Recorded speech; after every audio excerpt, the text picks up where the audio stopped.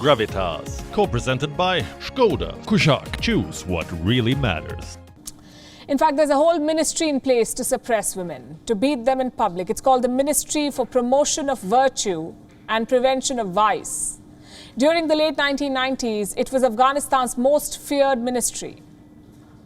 Its forces would stone women for adultery, beat women in public for not wearing a burqa. The Virtue and Vice Ministry disappeared in the year 2001. 20 years later, the Taliban have reinstated it to remind the world that Afghanistan has returned to its dark days.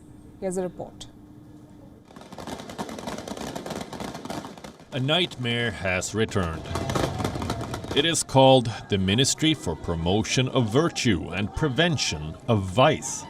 In the late 1990s, this was Afghanistan's most feared and hated ministry. Today, it is a reminder of the country's return to the dark days. The Taliban have reinstated the ministry. What will it be responsible for? History has a sneak peek. During the Taliban's last regime, the Vice and Virtue Ministry would police Afghanistan and force the terror group's extreme interpretation of the Sharia.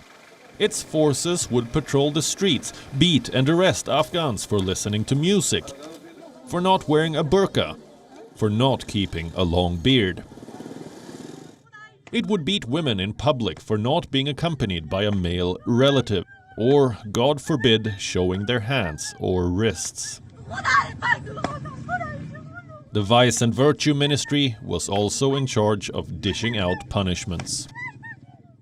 Have you heard stories of Afghan women being stoned for adultery? This ministry would bring those horrors to life. It would brutalize human rights in the name of vice and virtue, silence critical voices in the name of morality, stop Afghan girls from attending schools, forbid women from begging, limit women's access to health care. Basically, it was the Ministry of Vice and Virtue that was tasked with making the life of Afghan women miserable. The Ministry of Vice and Virtue had vague standards. Its rules were arbitrary.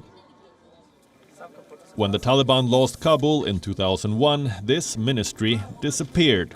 Some 4 years later, though, Afghanistan's Ulema Council had a suggestion for then-President Hamid Karzai. Bring back the Ministry of Virtue and Vice. The Karzai cabinet approved the department. Thankfully, it did not see the light of day. Back in the late 1990s, the ministry reportedly received heavy subsidies and training from Saudi Arabia.